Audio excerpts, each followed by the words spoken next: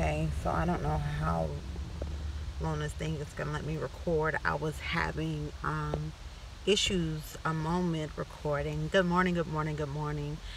First of all, I am Evora Bentley. I am CEO and founder of the movement of Overcoming the Battle. Overcoming the Battle's mission and purpose is to help others all over the world to discover their purpose and knowing that your true identity and who you were created to be, and the mission that you were meant to accomplish while you are here is in God, is in Jesus Christ. So I am a faith coach, a motivational speaker, and author of Overcome the Battle. I Know My Identity, which is the first book out of the project of Overcoming the Battle. You can learn more information and even purchase a copy of Overcoming the Battle at my website, which is overcomingwithfaith.com. Okay.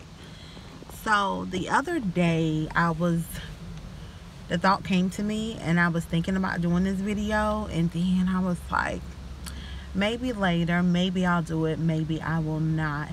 But my daughter started braiding my hair, which may take another day or two for her to finish, and I got my hair wrapped up. So I'm like, am I really gonna do a video this morning?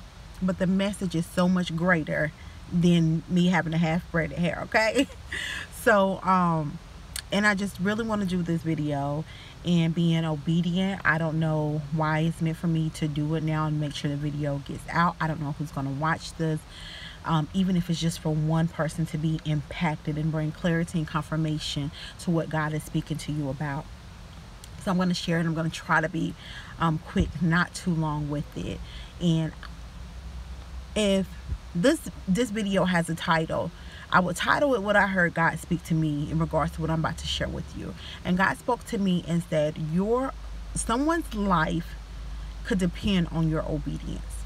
Someone's life could depend on your obedience. So if you guys follow me on Facebook or Instagram, then many of you know that along with being an author, a faith coach, a minister evangelist, and a motivational speaker, I am a Uber driver.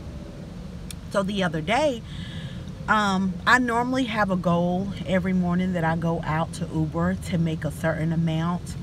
And the other day, I was out and I was driving, and a lot of my routes are God-led. If the Holy Spirit say go here, go there, then I just have to be obedient to do that, and I have to trust God more than the dollar amount or what I believe I'm going to make on the ride, because there's a purpose, there's a mission, or there's someone that God needs for me to come in contact with. So this particular day, the other day, route took me like closer to my home, which normally I don't start going towards my home until maybe like an hour, 2 hours, maybe 2 hours later than that time. And it's just how I do my routes, close to when my daughters get out of school for me to go pick them up.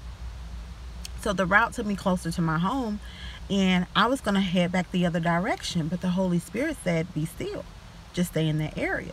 And so I'm thinking, like, stay in the area. Well, I may not make as much in this area when I know the other area is busy. But out of obedience, I stayed in the area. My last ride before I went to go pick up my daughters, which honestly wouldn't have been my last ride had I not been obedient to God to change my route. I picked up this lady. I took her to the store. And first thing she gets in and say, can you wait on me to, as I run in the store? She was like, I'll pay you cash, which would have been more as far as a personal ride. So I'm like, yeah, okay. And so the GPS took us was trying to drop us off at the church. And so she cracks a joke and she said that I was trying to take us to the church. That's wrong. Keep going. Maybe it's trying to tell me something. Long story short, she get back in the car after she's done getting her stuff out of the grocery store. I'm taking her back home. She begins to share with me how she is an alcoholic, how she started talking about a higher power, God, but she did not know Jesus.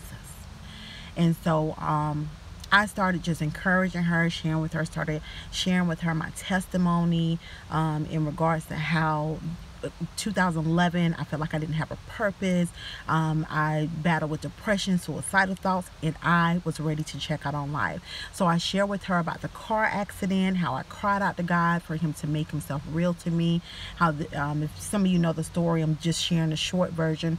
A 17-year-old failed to hit me, my daughters, and my ex-boyfriend. My truck went flipping. My two oldest daughters had to learn how to walk all over again. So then my ex-boyfriend, my youngest daughter, had scratches, no broken bones, and I crawled out of the vehicle with no scratches or broken bones, as if I was never inside of the vehicle. And I was sharing with her that for me crying out to God, that God was showing me I had a purpose. And she was telling me how that in these meetings, how they tell them that they're always going to be an alcoholic. And I said, that is a lie. I said, the whole reason why Jesus came, why God sent his son Jesus, is for us to be redeemed and for us to be delivered of those things. I said, you don't have to be an alcoholic for the rest of your life.